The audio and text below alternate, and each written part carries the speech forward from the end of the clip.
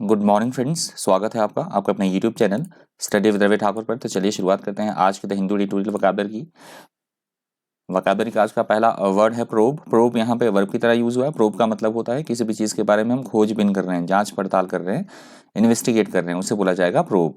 If you probe into something, you ask questions और try to discover facts about it. Synonyms आप देख सकते हैं, इन्वेस्टिगेट, एग्जामिन, स्टडी, एक्सप्लोर।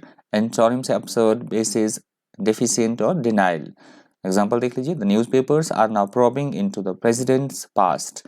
तो अखबार जो है प्रेसिडेंट का जो भूतकाल था, पास्ट था, प्रेसिडेंट राष्ट्रपति का क्या पास्ट रहा है उसके बारे में वो जांच पड़ताल कर रहे हैं, इन्वेस्टिगेट कर रहे हैं।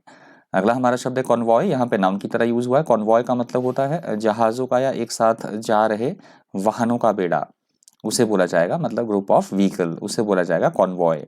Convoy is a group of vehicles और शिप्स ट्रेवलिंग टुगेदर।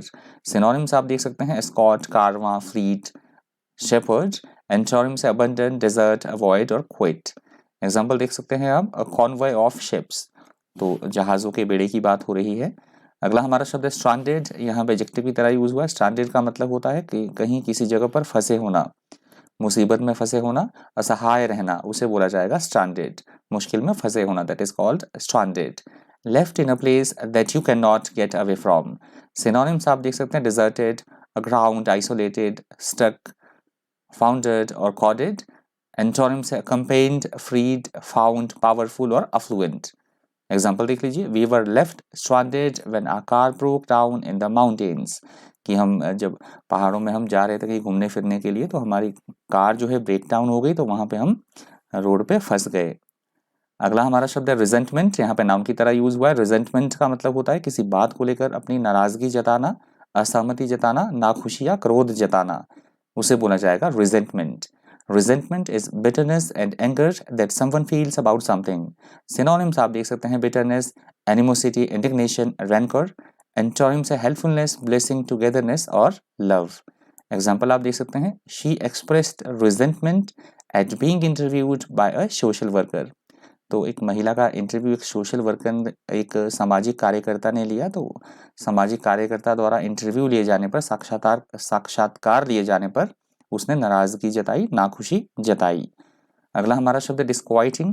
डिस्क्वाइटिंग यहाँ पे एडजेक्टिव की तरह यूज हुआ है। डिस्क्वाइटिंग का मतलब होता है ऐसी कोई बात जो कि हमें परेशानी में मतलब हमें एंग्जाइटी कर दे, मतलब एंग्जाइटी पैदा कर दे हमारे दिमाग में। एंग्जाइटी, वरी, बेचैन करने वाली, अशांति पैदा करने वाली ऐसी कोई चीज, ऐसी कोई स्थिति या ऐसी कोई बात, that is called disquieting. Disquiet is a feeling of worry और एंग्जाइटी। सिनोनिम्स आप देख सकते हैं, डिस्टर्बिंग, डिस्ट्रेसिंग, अलार्मिंग और ट्रबलिंग। एंटोनिम्स है कंफर्टेबल, पीसफुल, कामिंग और सेटलिंग। एग्जाम्पल देख लीजिए, but there is disquieting news. तो किसी इस तरह का जो समाचार था, शांत बेचैन करने वाला समाचार था, उसकी बात हो रही है। अगला हमारा शब्द है अनवारंटेड। यहाँ पे एडजेक्टिव की तरह यूज हुआ है। अनवारंटेड का मतलब होता है ऐसी कोई बात जो बिल्कुल अन्याय संगत हो, बेबुनियाद होना, निराधार होना, असंगत होना, अनुचित होना, उसे बोला जाएगा unwarranted. If you describe something as unwarranted, you are critical of it because there is no need or reason for it. Synonyms आप देख सकते हैं, unjustified, undue, unjustifiable और unreasonable.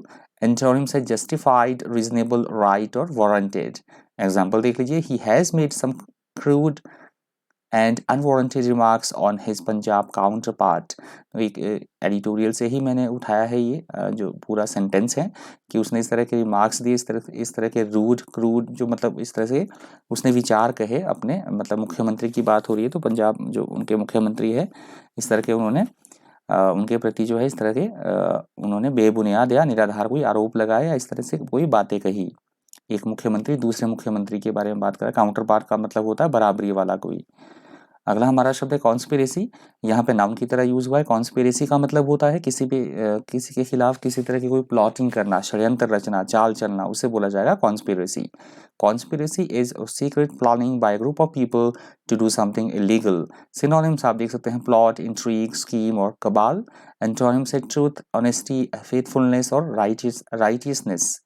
एग्जाम्पल देख लीजिए, no force, no conspiracy can keep this people in slavery. कि किसी भी तरह की कोई शक्ति, कोई ताकत, किसी भी तरह के कोई षड्यंत्र जो है इन लोगों को दास्ता में नहीं रख सकता है।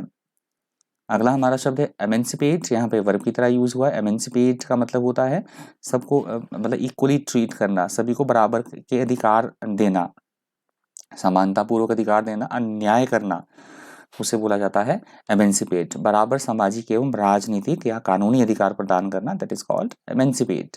To give somebody, S B का मतलब है somebody, to give somebody the same legal social and political rights as other people. Synonyms आप देख सकते हैं लिबरेट, रिलीज, फ्री, डिलीवर और रेस्क्यू। एंटोनिम से इम्प्रिजन, एनस्लेव, जेल और कन्फाइन। एग्जाम्पल देख लीजिए, that war preserve the union and emancipated the slaves. तो किसी तरह की बात हो रही है कि उस वॉर ने जो है बचा लिया यूनियन को, देश को, किसी तरह की देश की बात हो रही है, और उनको जो मतलब दासता थी वहां पे पहले, जो इस तरह के लोग थे, उन्हें पूरी तरह से बराबर अधिकार प्रदान किए। अगला हमारा शब्द है रेटोरिक, यहाँ पे वर्ब की तरह यूज हुआ है। रेटोरिक का मतलब होता है बोलने या लिखने की कला, मतलब दूसरे को बड़े बड़े वादे देना इस तरह से, या फिर हम बोल सकते हैं किसी के पास लिख के कोई लोगों को प्रभावित कर सके अपनी लिखी हुई बातों से, या फिर बोलने के द्वारा। वाक पटुता जिसे बोलते हैं, वाक चातुर्य, बोलने अथवा लिखने की कला के द्वारा लोगों को प्रभावित करना, that is called rhetoric. Rhetoric is the skill और art of using language effectively. Synonyms आप देख सकते हैं ऑरेटरी, एलोक्वेंस, बम्बास्ट और ऑरेटनेस। एंटोनिम्स है क्वाइट, कंसिसनेस, डायलेक्ट और जागन। कंसाइजनेस है ये, डायलेक्ट और जागरण। एग्जाम्पल देख लीजिए, people are now fed up with empty rhetorics of politicians.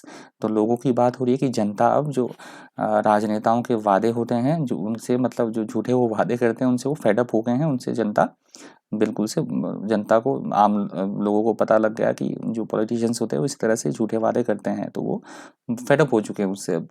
अगला हमारा शब्द है एंटिसिपेशन, दूसरे एडिटोरियल का हेडिंग आप देख सकते हैं, यहाँ से दूसरा एडिटोरियल शुरू हुआ है।